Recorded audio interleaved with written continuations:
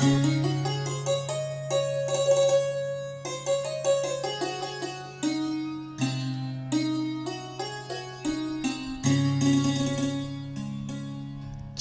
જાતિના કુલદીપકનો જન્મ તારીખ 16/4/1937ના રોજ મોસાળ પેશુઆમાં આવેલ પવિત્ર જગ્યા જેને માળિયાના નામથી ઓળખીએ છીએ ત્યાં માતા હીરબાઈના કુખે થયો.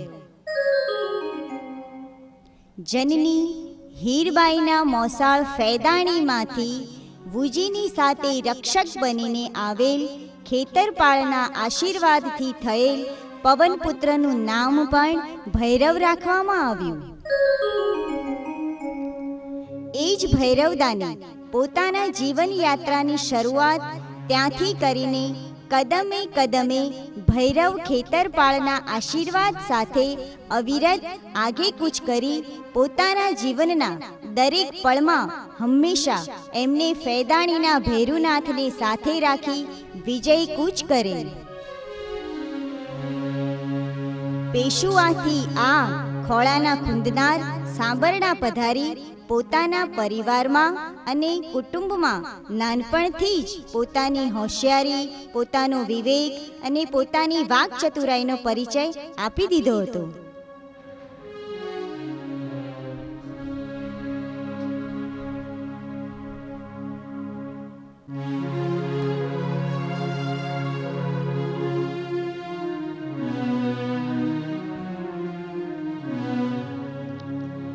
શ્રી ભૈરવદાનજીએ પિતા ખેતદાનજી અને બાપા અંબાદાનજીના જીવનને પોતાનો આદર્શ માનીને પોતાની જીવનયાત્રાની શરૂઆત કરી.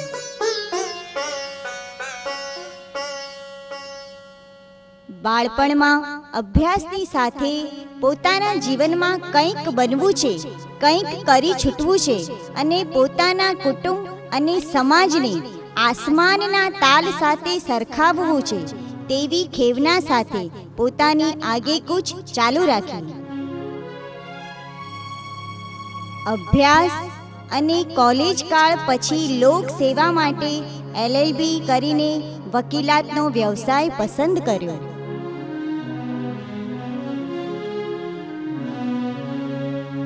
કોલેજ કાળ દરમિયાન પણ પોતે એક વિશિષ્ટ વ્યક્તિત્વ ધરાવે છે તેવી પ્રતીતિ સૌને કરાવી અને હંમેશા પોતાના આજુબાજુના વાતાવરણને જીવંત રાખી આગેકૂચ તરફ અગ્રેસર રહ્યા. વકીલાતનો વ્યવસાય સલેમપુરામાં આવેલ પૂર્વજોના માઢથી ચાલુ કરી પ્રથમ પોતાને, પોતાના કુટુંબને અને મિત્રોને એક લાંબી મજલ કાપવા માટે તૈયાર રહેવાનું આહ્વાન આપી દીર્ઘ દ્રષ્ટિ સાથે સંઘર્ષમય જીવનની શરૂઆત કરી. ત્યારે સલેમપુરામાં રહીને કરેલ સંઘર્ષ એમના જીવનનું સંભારણું બની રહ્યું અને એ જ આગેકૂચ અંતિમ દિન સુધી અગ્રેસર રહી. લોક સેવા કરવાની ખેવના, ગરીબોના દુઃખમાં સહભાગી થવાની ખેવના એમને સલેમપુરા માઢથી રાજકારણ તરફ દોરી ગઈ અને તેઓ કોંગ્રેસમાં જોડાયા. ત્યાર પછી કુશળ રાજનીતિજ્ઞની અવિરત આગેકૂચ ચાલુ રહી. પોતાની રાજનીતિ યાત્રાની શરૂઆત દાંતા મત વિસ્તારમાંથી ધારાસભ્ય તરીકેની ચૂંટણી લડીને કરી અને ત્યાંથી એક મક્કમ મનોબળ સાથે આગળ વધતા એક યોદ્ધાનો પરિચય બનાસકાંઠા જિલ્લાને આપ્યો. 1980માં ઇન્દિરા ગાંધીજીના નેતૃત્વ હેઠળ લોકસભાનું ઇલેક્શન બનાસકાંઠામાંથી લડી અને વિજયી થઈ અને દિલ્હી દરબારમાં પહોંચે.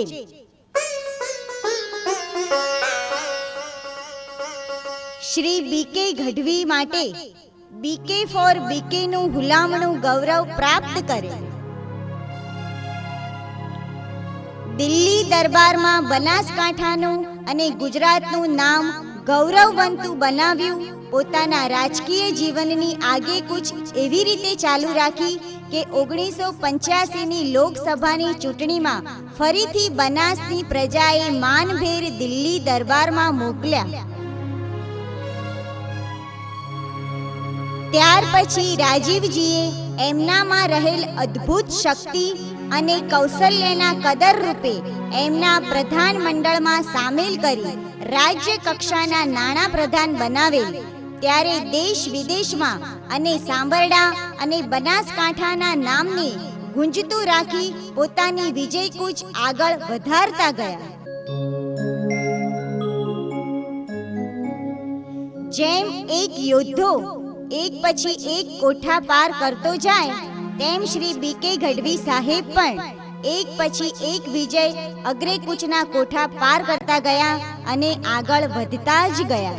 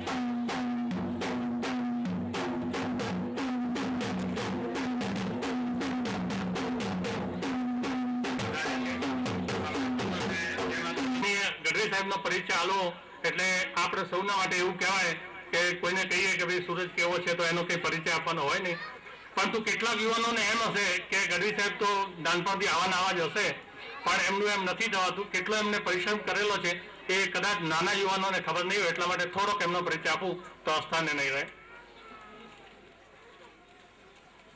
1962માં ગઢવી સાહેબે LLB કરી અને પ્રેક્ટિસ શરૂ કરી અને માત્ર 8 જ વર્ષના ગાળામાં પ્રેક્ટિસમાં એ બારમાં પહેલા જે 3 એડવોકેટ હતા પાલનપુર બારમાં, એમાં પોતાનું સ્થાન જમાવી દીધું હતું.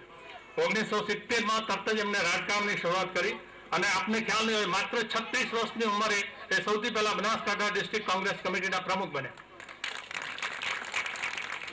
1975માં દાંતાની વિધાનસભામાં ચૂંટણી લડ્યા, પણ કદાચ આગળ જતે મુકેશભાઈને સ્થાન આપવાનું છે એટલે પછી એમાં આપણે ફાવી શક્યા નહીં.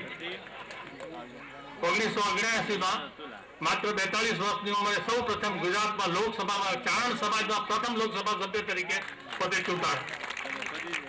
સતત બીજા 5 વર્ષે પણ 1979માં ચૂંટાણા અને 1984માં તેઓ ફરીથી ચૂંટાયા ત્યારે ડિફેન્સ કમિટીમાં ચેરમેન તરીકે હતા. ડિફેન્સ કમિટીમાં પોતે જે ચેરમેન હતા એ જ કમિટીના માનનીય રાજીવ ગાંધી સભ્ય હતા અને આ જે એમનો નાતો થયો એ નાતાને કારણે એમને નાણાં રાજ્યમંત્રી પદનું બિરુદ મળ્યું. એ રાજીવ ગાંધીની નજરમાં ત્યારથી પોતે આવ્યા.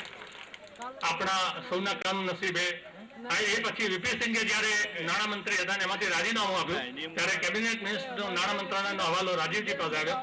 એ વખતે વધુ ઘનિષ્ઠ થયા, પણ આપણા સૌના કમનસીબે રાજીવ ગાંધીનું અકાળ અવસાન થયું. ત્યારબાદ ગઢવી સાહેબ ફરીથી ત્રીજી વખત લોકસભામાં ચૂંટાણા 1996માં અને આ 3 વખત લોકસભામાં ચૂંટાવું એ આપણી જ્ઞાતિની જ્યારે આપણે સરખામણી ટકાવારીમાં કરીએ તો આપણે તાલુકા પંચાયતની સીટ માટે પણ આપણે હકદાર બનતા નથી, ત્યારે લોકસભા એ પોતે જ એક રેકોર્ડ. શ્રી ગઢવી સાહેબ વર્ષો સુધી જમીન વિકાસ બેંકના ચેરમેન તરીકે રહ્યા છે એ આપણે જાણીએ છીએ. બનાસકાંઠા જિલ્લામાં પ્રગતિની વાત આવે ત્યારે આપણે સૌ જાણીએ છીએ કે માનનીય ગઢવી સાહેબનું નામ હંમેશા યોગ્ય રીતે લેવાય છે. ગઢવી અને ચારણ એ પણ એક કોઈ જ્ઞાતિ છે, એ જો નામ જો દેશમાં અને રાજ્યમાં જો થયું હોય તો એ માનનીય ગઢવી સાહેબના આભારી છે. અમે આપના ખૂબ ખૂબ આભારી છે કે આપણે સમય પાડ્યો. હું આના શ્રી સોનલ યુવક મંડળના મહામંત્રી શ્રી મહેશકુમાર ધન્યરાજજીને વિનંતી કરું કે ફુલારથી સ્વાગત કરે.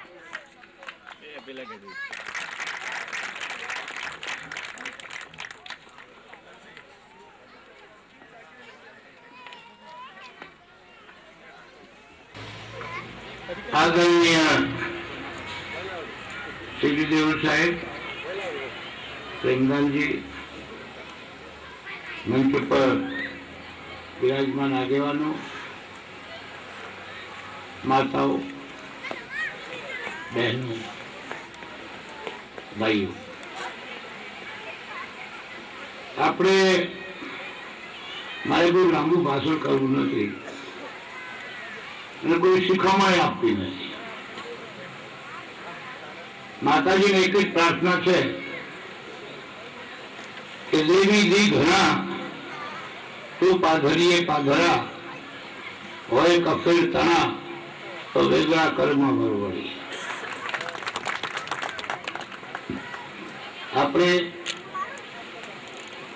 અહીં ભેગા થયા. પેલા રાજસ્થાનમાં કેરીઓ નહોતી, પણ ગુટા ખાવા બોલાવતા હતા મહેમાનો, લીંબુ ખાવા માટે. પણ હવે બધી જગ્યાએ રોડ ક્યાં છે એટલે કાચી પાકી કેરીઓ જેસલમેર, બારમેર, જોધપુર, બિકાનેર અને આપણે અહીંયા આંબા હતા એટલે કેરીઓ થતી. તમે જોયું છે કે કેરીઓ આંબા ઉપરથી જયારે વેરવામાં આવે છે ત્યારે મોટા ભાગની કેરીઓ ખાટી અને લીલી હોય છે.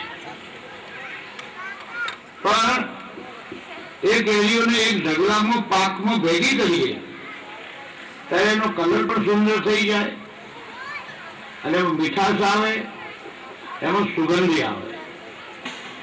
આપણે બધા અહીંયા ભેગા થયા એટલે આપણા સમાજમાં મીઠાશ આવે, કલર આવે અને સુગંધી આવે અને એમાંથી સારો રસ થાય અને એકબીજાના અજાણપણ, એકબીજાની દૂરી ઓછી થાય.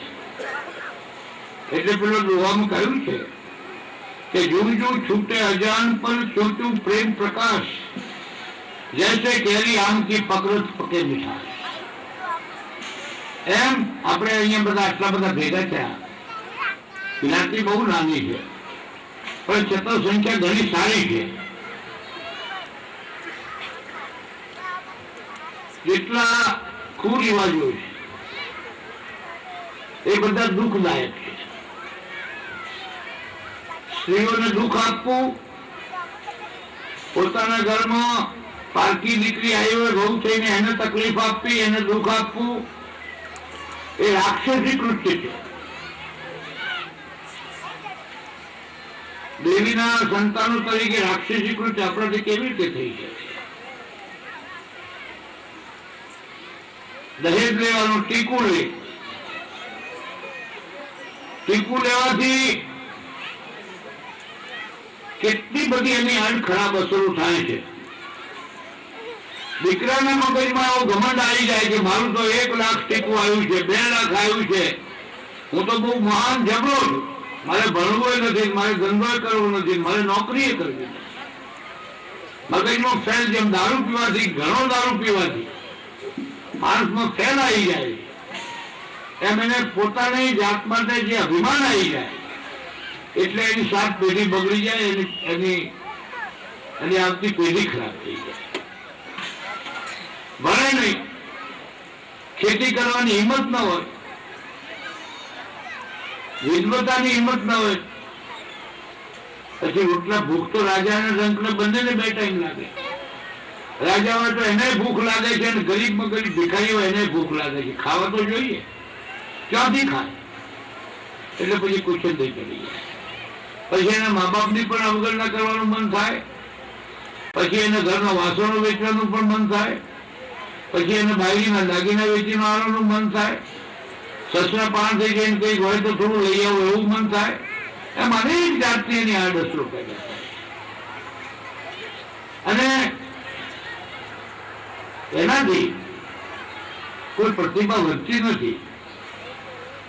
આજે આઝાદી પહેલા આપણી પાસે થોડી થોડી જમીનો હતી, જાગીર રૂપે કહો કે બીજી રીતે કહો. આજે તમે જુઓ, નોકરી કરે, વેપાર કરે તો આપણા લોકો વેપારમાં કેટલા, ઉદ્યોગમાં કેટલા, કે આમ વિધેય ના ગણીએ એટલી ઓછી સંખ્યા. નોકરીઓમાં કયો પટાવાળો હોય, પોલીસ વાળો હોય. પોલીસ વાળો મારી પાસે આવીને ફરિયાદ આવે કે મારે એસપી સાથે બનતું નથી, એસપી મારા પોલીસે ભરે. અરે ભાઈ, તું પોલીસ વાળો છે, ક્યાં એસપી, તું ડીએસપી, ક્યાં તું પોલીસ વાળો છે? પટાવાળો વ્યક્તિ આ કલેક્ટર મારા ઉપર કેમ ના ખોલી નાખે? તો ક્યાં કલેક્ટર, ક્યાં પટાવાળો? અને બીજી કોઈ જ્ઞાતિ અમારી જરૂર નથી. પણ આપણા લોકોમાં અમારા સાહેબને તો કશી ખબર પડતી નથી. સાહેબમાં બે ગણાય નથી, સાહેબને કશી આવડત નથી. આપી પડતો એ સાહેબ બન્યો છે, તું નથી બન્યો, એનું તો શું થાય? મિથ્યા અભિમાન, ઈર્ષા, એને તજવા પડશે. જૂના જમાનામાં બાપ દાદા હારા હતા, સાચી વાત છે, પણ अपने હું આપને હો હું બળો, પિતુ વંશ બળો તો કહા કરીએ. તું તાલી રીતે મોટો થાય, પિતુનો વંશ મોટો હોય, પણ તું નકામો હોય તો શું કામ? એટલે આપણે આપણું મા બાપ બહુ સારા હતા એમ બધા કહીએ. કારણ બધા એમ કહેતા હોય કે અમારો ભૂતકાળ બહુ ભવ્ય હતો અને અમારા વડીલો બહુ સમર્થ વડીલો હતા. તો સમર્થ વડીલો હોય તો એના દીકરાએ ઓછામાં ઓછું વડીલની આબરૂને જાળવી તો રાખવી જોઈએ, વધારવી જોઈએ. પણ વધેને તો હાથવી તો રાખે, પણ એ ના આપે અને એકલો ભૂતકાળ વાગોળે જાય તો તમારે સમજી લેવું કે જે માણસ પોતાના ભૂતકાળને વાગોળે એનો વર્તમાન નબળો હોય તો જ એ વાગોળતો હોય. એટલે એ બધું કાઢવું પડે. આજે ને આજે બધા સુધારા થઈ જાય એવી કોઈ પરિસ્થિતિનું હું આશા રાખતો નથી, પણ ધીરે ધીરે આજે બધા સંમેલન થવા માંડ્યા છે. હમણાં દીકરીઓને ભણાવવાની વાત છે. મને ખબર છે કે જુનાગઢમાં અમે એક રાજપૂત કન્યા છાત્રાલય બનાવ્યું. મારી બાના નામથી જ બનાવ્યું છે. મેં એમાં 2.5 લાખ રૂપિયા આપેલા હતા. આજે ચાની દીકરીઓ વચ્ચે હું 2 વર્ષ પહેલા હું માધવ સોલંકી ત્યાં ગયેલા તો એ દીકરીઓ જે સંસ્કૃત બોલતી હતી, જે યજ્ઞ કરતી હતી, જે પ્રાર્થના કરતી હતી, જે ભણતી હતી, ત્યારે આપણને એમ થઈને કઈ દીકરીઓ હતી જે ગીરના જંગલોની અંદર માલધારી લોકો નેહરામાં રહેતા હોય, જેમને જુનાગઢ આપવા માટે ભાડું પણ ના હોય, એવા લોકો દીકરીઓ પર ત્યાં એટલી બધી સંસ્કારી હતી કે તમે જે જુઓ તો શક થઈ જાઓ. કન્યાઓને ભણાવવા માટે માંડવીમાં પણ એક કન્યા શાળા હતી, એમાં પણ આપણે તો બદલરૂપ થયેલા. પણ છોકરાઓ પણ ભણે, દીકરીઓ પણ ભણે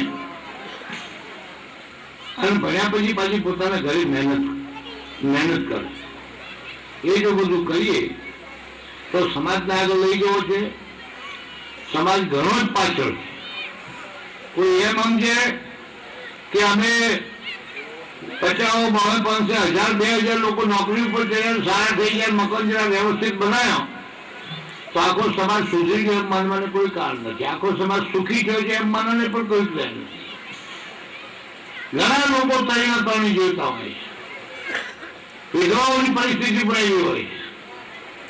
મદદરૂપ એમને પણ જેટલું બને એટલું થઈ શકાય. અને સુધારેલી બાબતમાં સૌ પ્રથમ તો મારી એક જ શીખવા કે સુધારો તમારે કરવો હોય તો એને બધા કરે તો બહુ આવકારદાયક છે. પણ ઉનાળામાં જમીન તપેલી હોય તો કે આખી પૃથ્વી ઉપર તમે ચમડું ન પાથરી શકો.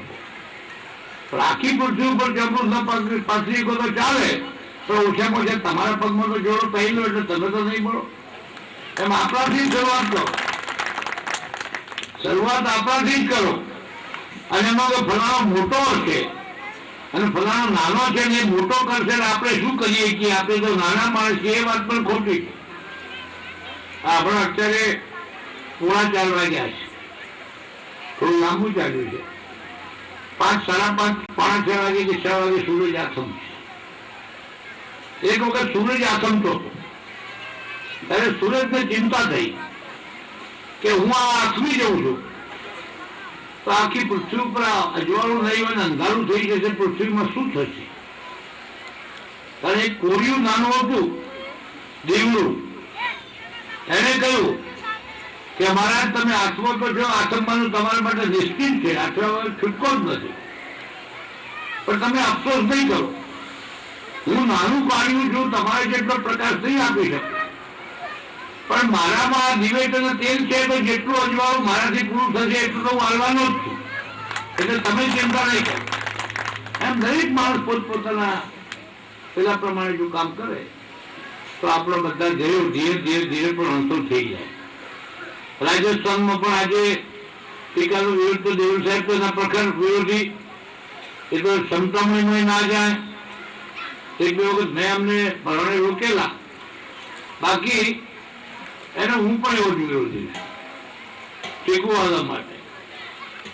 અમારે પ્રવીણ મારો સૌથી નાનો ભાઈ છે, એની દીકરીને હક પણ કરે. અમે ઉદયપુર ગયા, તમે પહેલું પૂછ્યું કે ટીકાની કોઈ વાત હોય તો તું મને મત લઈ જવાય પડે, હું તો નહીં આવું. હક પણ ભલે હકી ભત્રીજીનું હક પણ છે.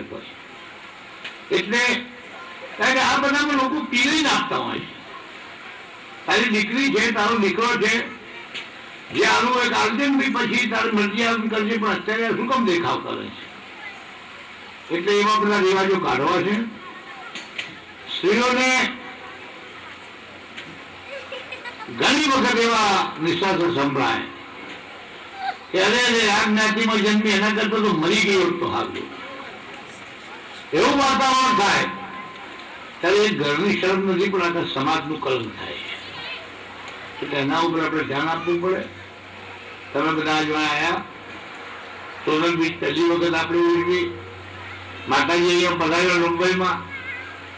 એમણે તો સરસ મંદિર પણ બનાવ્યું છે વડોદરામાં, હું તો હમણાં જ જોયું, અને પોતાના પ્રયત્નોથી જ બનાવ્યું છે. પણ મંદિર હજારો બનાવો, પણ જ્યાં સુધી તમારા દિલના મંદિરનો પ્રકાશ અને દીવો નહીં હોય ત્યાં સુધી બીજા બધા મંદિર નકામ હોય.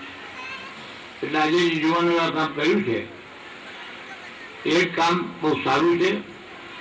આ જગ્યાએ માતાજીની મહેરબાની થશે તો આપણે બહુ સારું એક સંકુલ ઊભું કરવાનો પણ વિચાર કરી રહ્યા છીએ, અને એ વિચાર પાર પાડીશું માતાજીની મહેરબાની. નહીં તો જુઓ, આ બાજુમાં જાગીરદારોની બોર્ડિંગ થઈ ગઈ, પેલી બાજુ પેલા બારોટોની બોર્ડિંગ થઈ ગઈ, આ બાજુ આ ઠાકોરોની જમીન છે ત્યાં બોર્ડિંગનું જો ખાતમુહૂર્ત થયું અને ચણાઈ રહેશે, તમે અહીંથી જોઈ શકો છો.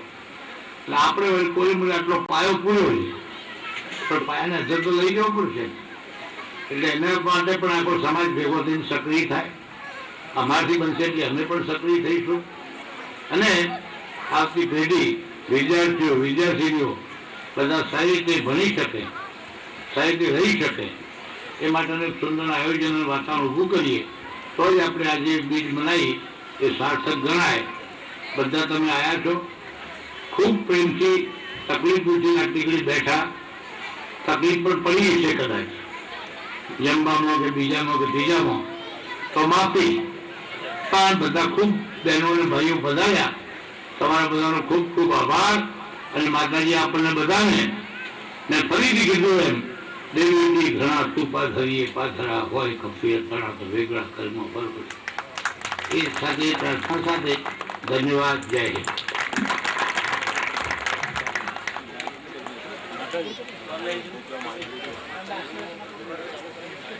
માનીય ગઢવી સાહેબનો પરિચય જો અત્યારે અહીંયા આપીએ તો એ ખૂબ જ સુરત સામે અરીસો ધરવા સમાન ગણાશે. તો માનીય શ્રી વી કે ગઢવી સાહેબનું ફુલાવતી સ્વાગત શ્રી કેશવદાનજી ગઢવી મહામંત્રી સોનલ યોગ મંડળ કરશે. શ્રી શાંતિદાનજી કંજેલી શાલ ઉઠાવી સન્માન કરશે. માનીય વી કે ગઢવી સાહેબનું શાલ ઓઢાડી સન્માન શ્રી શાંતિદાનજી કંજેલી કરી રહ્યા છે.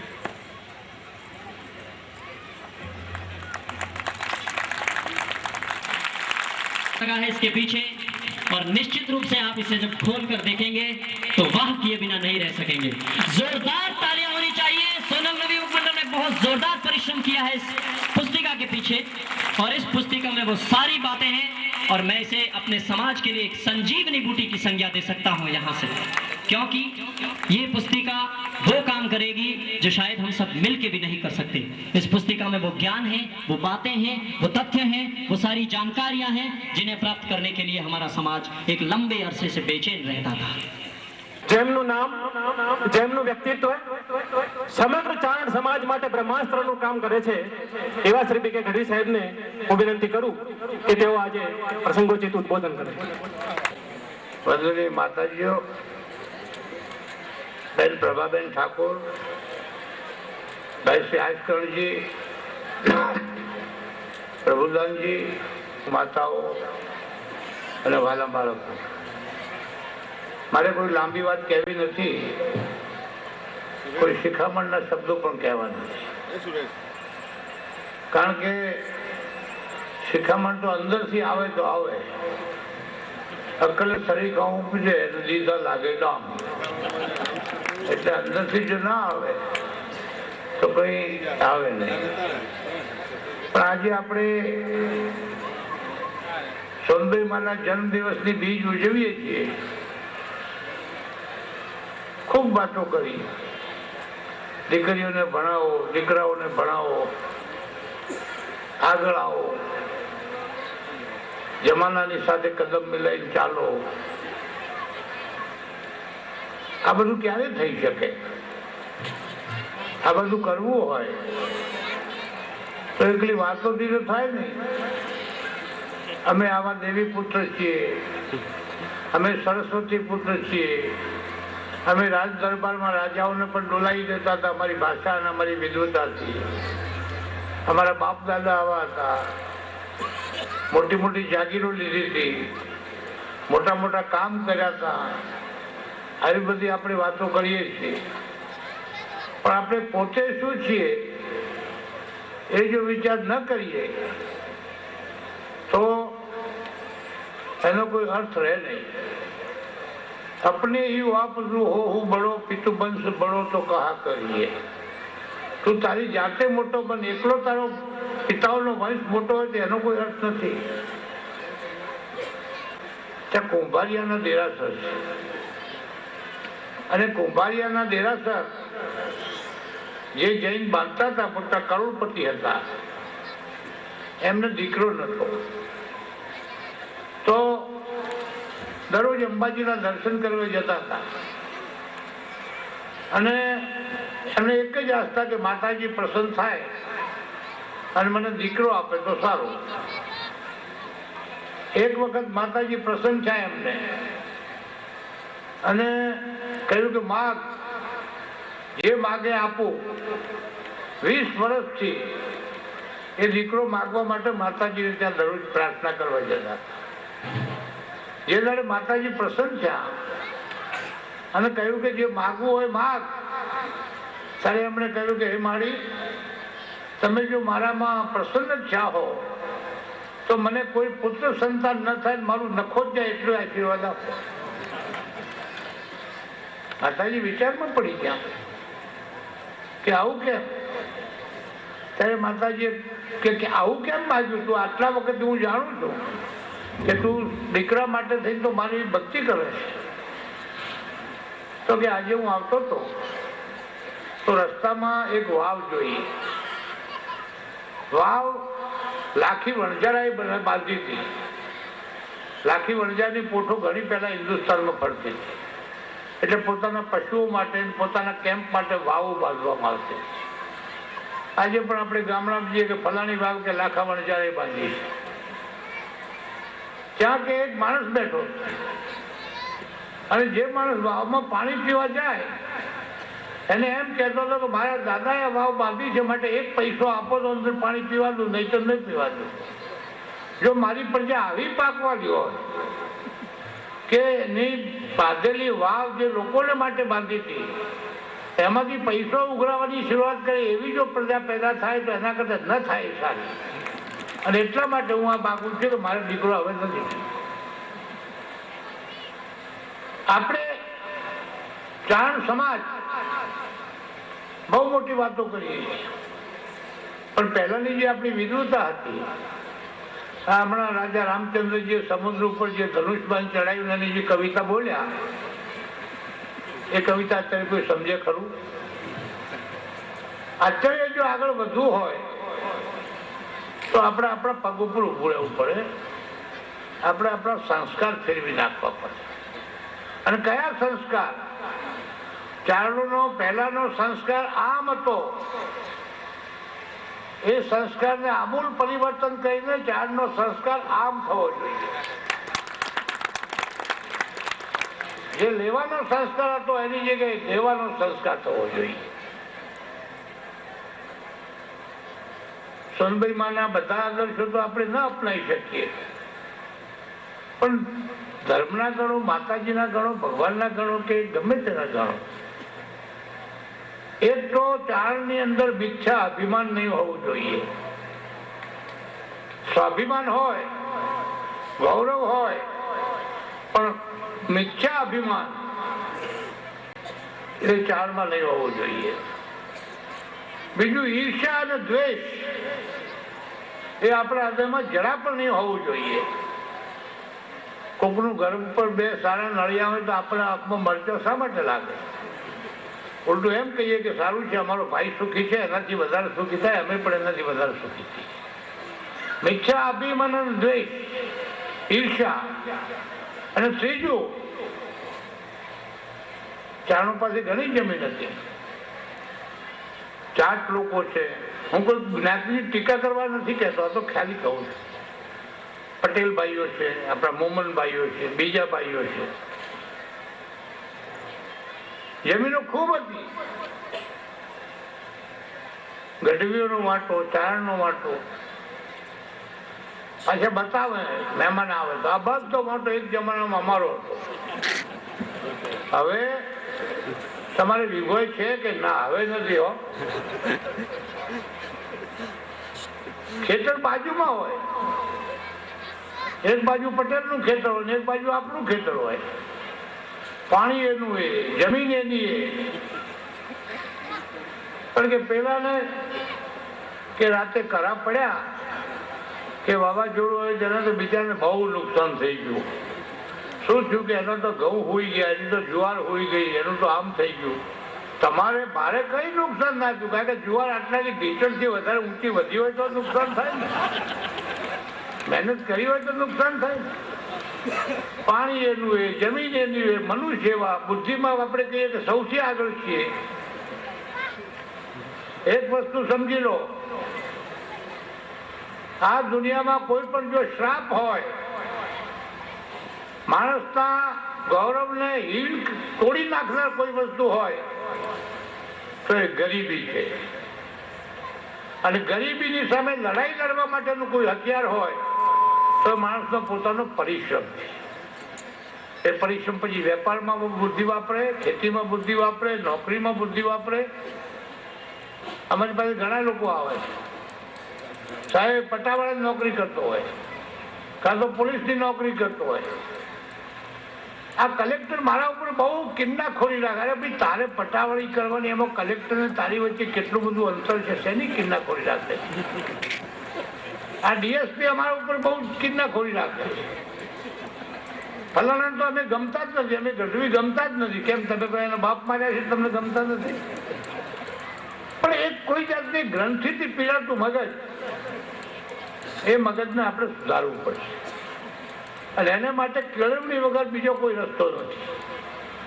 અને કેળવણીમાં પણ એવી કેળવણી નહીં કે અડધી કેળવણી લઈએ ને પછી ના ઘરના રહીએ, ને ઘાટના રહીએ, ને ખેતરમાં જઈએ કે નોકરી કરીએ છીએ. મજૂરીનો સવાલ જ નથી. અમુક કોમો કેમ કોઈ પણ માણસ બેકાર નથી. તમે અમુક કોમો લો, તેમાં કોઈ માણસ ભણેલા હોય કે બાપણો પણ બેકાર નહીં મળે. અને આપણે તો બધા ફરતા હોઈએ પાટલું પહેરી પહેરી, પાછું અડધ્યું મારતા હોઈએ. જય માતાજીની, પાછી નસરાવળ કરે, ગુંજમ 5ની નોટ, બીજું ભાડું એ ન હોય. આવી મનોવૃત્તિ ચાલે ખરો સમાજ? એટલે કેળવણીની બહુ જરૂર છે. અહીંયા બધા કહે છે એક વિદ્યા સંકુલ બનવું જોઈએ. સાચી વાત છે, વિદ્યા સંકુલ બનવું જોઈએ. બહેનોને કે દીકરીઓને ભણાવવી જોઈએ. તમે જુઓ, આ કચ્છ દુકાળગ્રસ્ત વિસ્તાર છે. માંડવીમાં કેટલા વખતથી દીકરીઓની બોર્ડિંગ ચાલે છે. અમારા ટ્રસ્ટ તરફથી પણ થોડું ઘણું એમાં મદદ કરવામાં આવેલી. હમણાં ભુજમાં 25 લાખ રૂપિયાના ખર્ચે લોકો બોર્ડિંગ બનાવી. મેં પૂછ્યું, ભાઈ પુષ્પલાલ નિર્ણય એમને કે કઈ જરૂર હોય તો કહેજો. મને કે ના, અમે બહારથી એક પૈસા લેવા દીધો નથી, અમે જાતે જ અથવા બીજા પાસે લઈને 25 લાખનું સંકુલ. આજે ત્યાં બીજ છે, મને આમંત્રણ આપ્યું હતું, હું તમને મળવું હતું એટલે જ ત્યાં ના ગયો. આજે બનાવી રહ્યા છે. નારાયણ સરોવરમાં એક આપણા સાધુ છે, 4 સાધુ છે, એક મોટી વિદ્યાપીઠની સ્થાપના કરે છે. જુનાગઢની અંદર આઈ સોનબાઈએ જે બોર્ડિંગ બનાવી હતી છોકરાઓ માટે, એને તો સુધારવાની અત્યારે બહુ જરૂર છે. પણ જ્યાં કન્યા છાત્રાલય ચાલે છે, તમે જઈને જોઈ આવો તો તમને ખુશ થઈ જાઓ કે કેટલું સરસ ચાલે છે. સંસ્કૃત ભણે, દીકરીઓ કેટલી બધી ભણે છે. એટલે કામ થાય છે. મેં તો એક વખત જાહેરાત કરેલી કે જે હિન્દુસ્તાનનો જે કોઈ જિલ્લામાં ચારણો પોતાની બોર્ડિંગ બનાવશે તો મારા બાબાજી, મારા પિતાશ્રીના નામનું ટ્રસ્ટ છે, એમાંથી 1 લાખ રૂપિયા હું દાન આપીશ. એક જગ્યાએ દાન આપ્યું, એ લોકો પાછું મોકલી આપ્યું કે હવે અમારથી બોર્ડિંગ બને એમ નથી. પણ બાડમેરમાં સરસ બોર્ડિંગ બનાવે, જેસલમેરમાં બનાવે, જયપુરમાં બનાવે, જોધપુરની બોર્ડિંગ પણ આપણે સુધારી દીધી. એ બધું કર્યું, પણ અહીંયા બનાસકાંઠાનું શું? અહીંયા આપણે એક વિદ્યા સંકુલ બોર્ડિંગ બનાવી છે, એના માટેના પ્રયત્નો ચાલુ કરી દીધા છે. અને એ પ્રયત્નો પૂર્ણ થશે તો આપણે આ જમીન આપણી પોતાની છે, મારા ફાધરના ટ્રસ્ટના નામની. સરકાર પાસેથી આ જમીન ઉપર આજ સુધીમાં આપણે 6.5-7 લાખ રૂપિયા ખર્ચી નાખ્યા છે. પણ આજે હું જાહેરાત કરું છું કે અહીંયા જયારે વિદ્યા સંકુલ ઊભું થશે બોર્ડિંગનું, શાળાનું, તો હું એના માટે 5,51,000 રૂપિયા અલગ રાખું, જેથી કરીને કોકને બીજું થાય તો ખરું ને. નહીં તો કઈ થાય નહીં. ચોમડીનો ચેક આપ્યા વગર તો ખબર પડે નહીં. અને એમાં આપણે કામ કરવાનું છે. અમદાવાદની બોર્ડિંગ કેટલા વખતથી રખડતી હતી. આજે એ બોર્ડિંગની હાલત જેવી જોઈએ એવી સારી નથી. પણ છતાં એમાં આપણે 1 લાખ, 1.5 લાખ, 2 લાખ રૂપિયા ખર્ચ કર્યા તો આજે 25-30 છોકરાઓ ત્યાં ભણે. જે બધા ગઢવી ભેગા થઈ અને જે માતાજી, મારી સોનબાઈ સહાય કરીએ, દરરોજ દીવો કરીએ, દરરોજ ફલાણું કરીએ. સોનબાઈના નામની જમીન અમદાવાદમાં આપણે લીધેલી પડી છે, એમાં મેં પણ મદદ કરેલી છે, 1-2 લાખ રૂપિયા જેટલી. પણ પછી બધા ચારણો આવે છે, પણ એ બધું જે માતા નીકળી જતા ને, એમ તો શું થાય? એટલે ચારણું તો એવું છે ભાઈ કે આપણી તાકાત ઘણી છે, પણ તાકાત કેળવવી અથવા તાકાતનું ભાન કરાવવું એ બહુ જરૂરી છે. હમણાં ભાઈ બધા દ્રષ્ટાંત આપતા હતા ને, રામાયણ નામ થયું, એટલે મને લાગે મારે એક રામાયણનું દ્રષ્ટાંત તમને આપવું જોઈએ કે સીતાજીનું જયારે રાવણ હરણ કરી ગયો અને અશોક વાટિકામાં સીતાજી હતા ત્યારે રામચંદ્રજી શોધતા શોધતા જતા હતા. પેલા કુંડલ ને કેયુર ને મળ્યા, જટાયુ મળ્યો ઘાયલ થયેલો. જટાયુએ કહ્યું કે રાવણ લઈ ગયો છે અને હું એની સાથે લડતા લડતા ઘાયલ થઈને પડ્યો છું, પણ મારો ભાઈ જે છે સંપાતિ ગીર, એને જઈને પૂછો કે એની દ્રષ્ટિ એટલી બધી લાંબી છે કે એ તમને કહે છે સીતાજી ક્યાં આગળ છે. એટલે સંપાતિ પાસે ગયા. સંપાતિને પૂછ્યું કે તું કેમ ઉડી શકતો નથી? કે હું જન્મ ત્યારે મેં સૂરજને ઉગતો જોયો, એટલે સૂરજને પકડવા માટે ઉડ્યો આકાશમાં, એટલે મારી પાંખો બળી ગઈ, એટલે હું નથી ઉડી શકતો. પણ મારી દ્રષ્ટિ બહુ દૂરની છે અને હું જોઈ રહ્યો છું કે અશોક વાટિકામાં સીતાજી રાક્ષસીઓથી ઘેરાયેલા બેઠા છે. સરનામું મળી ગયું, પણ જવું સી રીતે? એટલે બધા બેઠા. રાજા રામચંદ્રજી તો ભગવાન કહીએ છીએ આવ્યા, પણ કોઈ મનુષ્ય એમની સાથે આવ્યો જ નહોતું. એમના લશ્કરમાં તો વાંદરા રીંછ હતા. બધા ભગવાન કહેનારા, રાજા રામ કહેનારા, રાજાને ફલાણું કહેનારા, એ તો બધા પાછા વળી ગયા હતા. એમાં કોઈ સાથે હતો ખરો?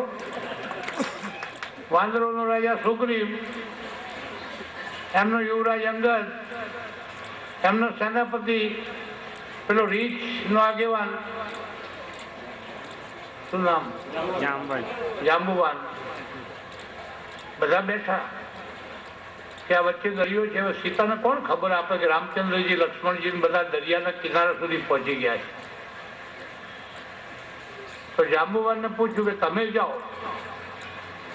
જાંબુવાન કે હું તો હવે ગરડો થઈ ગયો છું. હું જુવાન હતો ત્યારે આ પૃથ્વીની એક દિવસમાં 3 પ્રદક્ષિણાઓ કરી શકતો, એટલી મારી તાકાત હતી. પણ હવે હું જઈ નહીં શકું. સુગ્રીવને પૂછ્યું. સુગ્રીવ કે હું પણ જઈ શકું એમ નથી, કારણ કે હું જઉં તો પાછો ના આવી શકું, એટલી તાકાત મારી નથી. અંગદ યુવાન હતો, એને પૂછ્યું, યુવરાજ હતો, એ કે હું પણ જઈ શકું, કદાચ ન પણ જઈ શકું, અધ્વજમાં દરિયામાં પડી જાઉં.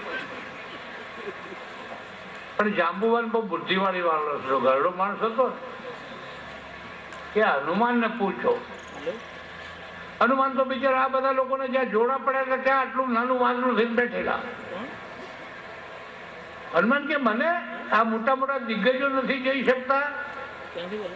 આ અમારો સેનાપતિ ના જાય, જાંબુવાન ના જાય, અંગદ ના જાય. તારે જાંબુવાને કહ્યું કે હનુમાનને એનું બિરદ યાદ અપાવરાવો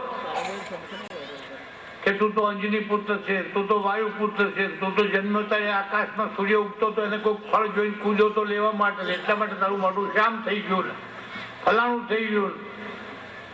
એમ જેમ જેમ એને એની પોતાની તાકાત યાદ કરાવરાઈ, એમ એમ હનુમાનજીનું શરીર વધવા માંડ્યું. અને સુમેરુ જો અખંડ બાપુ, એનું શરીર સુમેરુ પર્વત પહાડ જેવું થઈ ગયું. અને એમને આકોટો કર્યો, જ્યાં સીતાની ભાળ લઈને આવ્યા. એમ આપ લોકો પણ હનુમાન છો, જો આ યાદ કરાવું, જો જાગો તો સુમેરુ અખંડ બાપુ થાય. કારણ કે હમણાં અમારે કહે છે ને પ્રભુદાનભાઈ, લાખડા લિયન ને 1.25 લાખડા લિયન ને એવું બધી વાતો કરો છો, તો કંઈક આગળ આવો તો મેળ પડે. નહીં તો પાછી 12 મહિના થાય પાછી સોનલ બીચ ને પાછું ભોજન સમારંભ ને પાછું મળવાનું, પાછું એનું હોય ને પાછું દળ્યા ઉપર દળે જવાનું.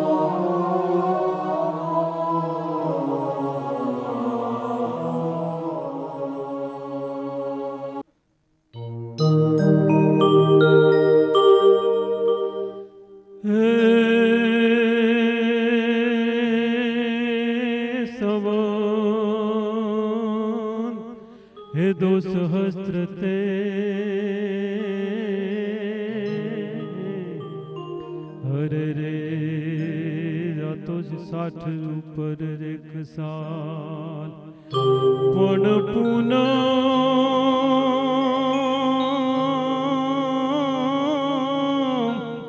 હે આ તો પૂનમ હે દિન પરિજાણ હરે રે આ તો ભાદર માસે ભેરજી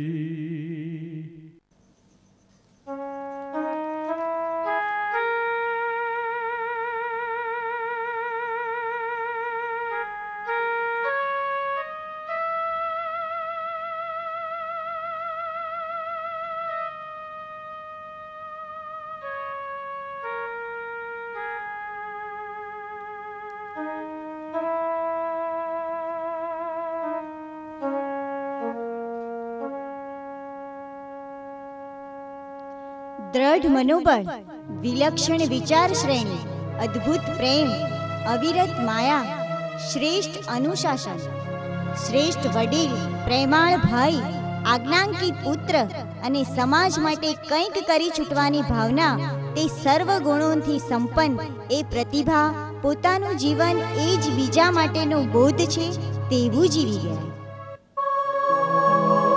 પોતાના જીવનમાં વડીલો માટેનો આદરભાવ, સમાજ માટેની ખેવના, કુટુંબ માટેની જાગૃતિ અને પ્રજા માટેની પીડા એ તેઓના જીવનનો જીવન મંત્ર હતો. પોતાના રાજકીય જીવનમાં પ્રજાના છેવાડાના માનવીના દુઃખમાં, દર્દમાં પણ પોતે કઈ રીતે સહભાગી થાય તેવું તેમના જીવનનું આચરણ હતું. તેવી જ તેમની વિચાર શ્રેણી હતી અને તે જ પ્રમાણેની તેમની દોડ હતી. અને એ દોડમાં ગઢવી સાહેબ હંમેશા અગ્રેસર રહ્યા છે.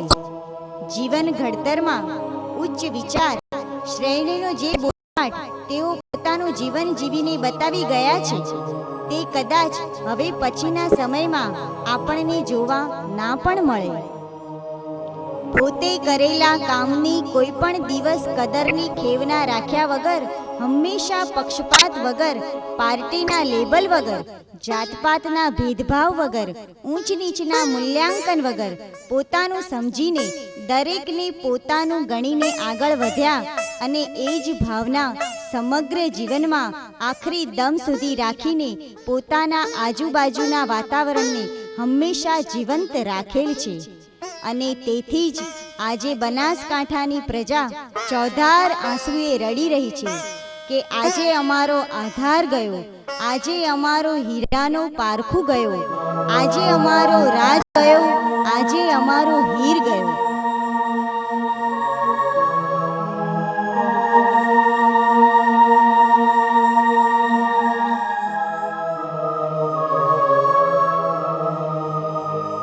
ખેતનો જોધો ગયો, હીરનો સપૂત ગયો, ભૈરવનો ભાઈ ગયો, મોહનનો મુરાર.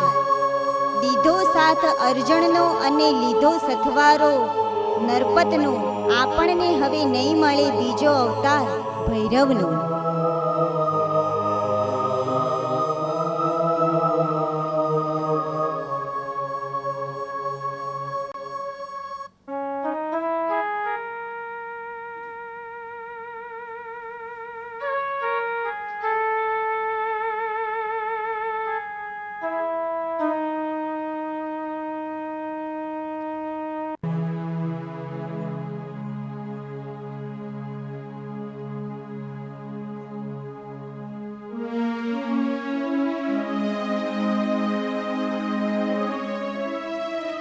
શૂન્યમાંથી સર્જન કર્યું કર્મયોગના પ્રભાવથી, વિરાટ વ્યક્તિત્વ થયું નિજ પ્રયત્નોના સાથથી.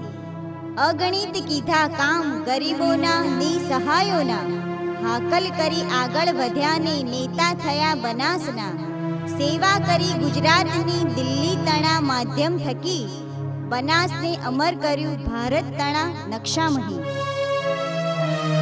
સમાજના એ સારથી કદી ઝૂક્યા નહીં સમ્રાટથી, જીવનને દીપાવી ગયા દાન પુણ્યોના કામથી. હે પ્રભુ, વિરમુ તુને પરમ શાંતિ બક્ષજે, એ સિંહ છે સરહદ તણો, અમ અનાથોનો નાથ છે.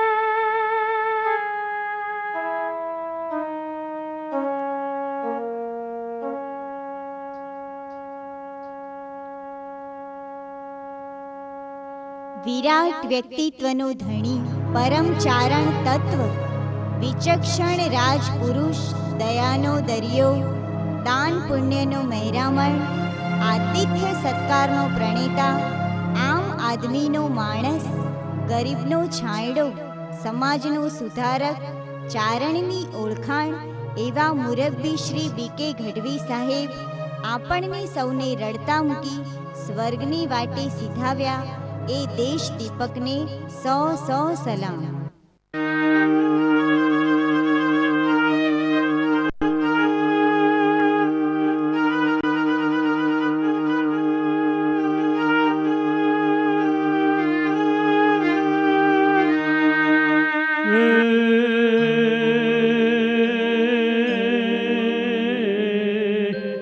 જોન જગ આખા નિજ જાતમાં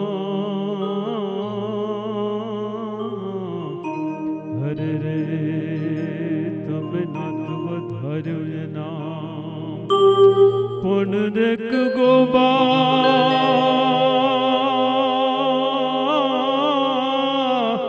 હે દેખ ગોબા હે જેવડું જોન ગામ હરે રે તે તો ભારત પંકાવ્યો ભેરજી પણ ગોબા જેવડું જોન ગામ હરે રે તે તો ભારત પંકાવ્યો ભેરજી.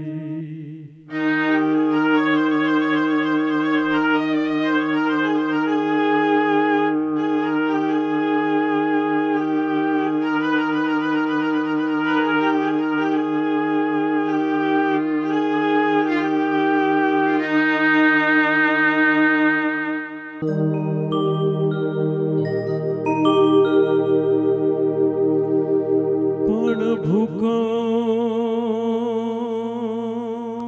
ભયો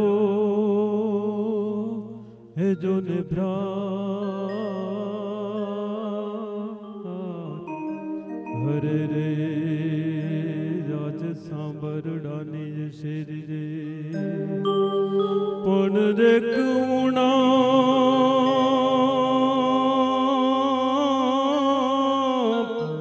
હે દેખ ઉણપનો હે આઘાત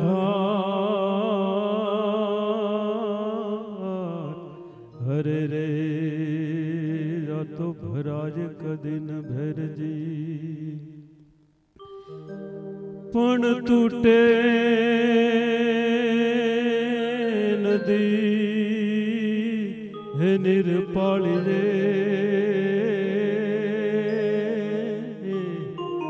હરે રે તો બટક્યું ફેર બંધાય પણ રાતો પાવડે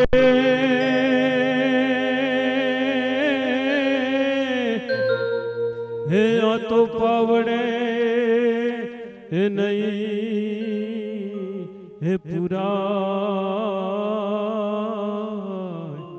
હરે રે આ તો ભેખડ પડતા ભેરજી પણ નાની હે સરખી જોન નાથનું હરે રે આ તો મુલકે જ મેરું માન પણ પાક્યો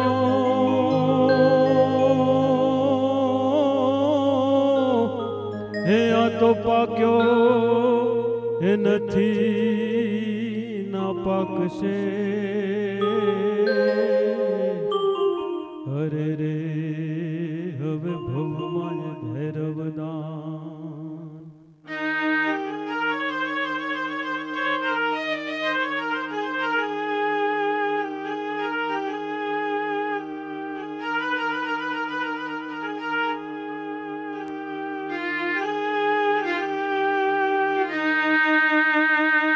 પણ સઘળા ચારણ સાગરે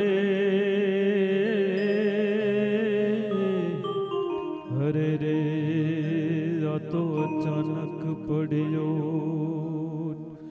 પણ હવે ખમવી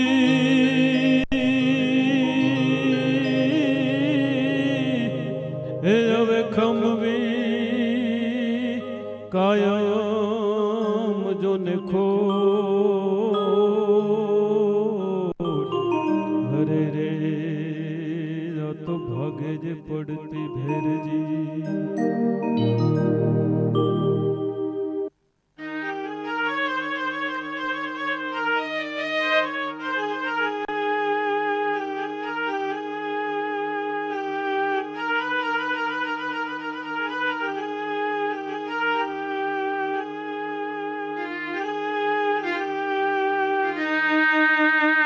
પણ મોટા હે લોકને હે જોને માનમાં હરે રે આ તો અગણિત મળે ઉપનામ હે પણ સાહેબ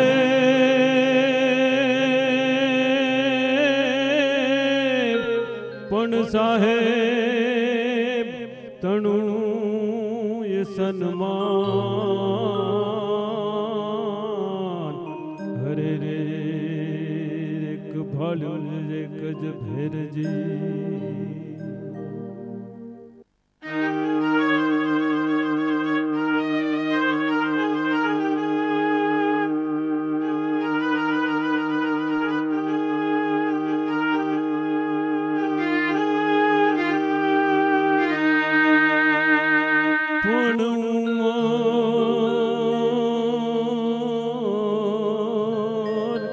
એ ભર અનુજનો હરે રે તે તો હરદમ ઝાલ્યો એ હાથ પણ રાતો હરગા એ આ તો હરગા પરનો જોને હરે રે આ તો ભેળો જે કાયમ ભેરજી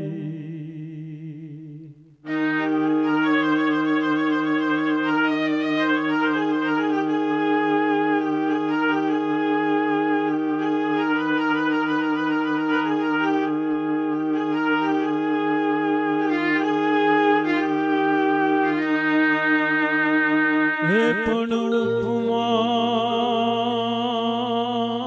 હે સૌ ઓછી પડે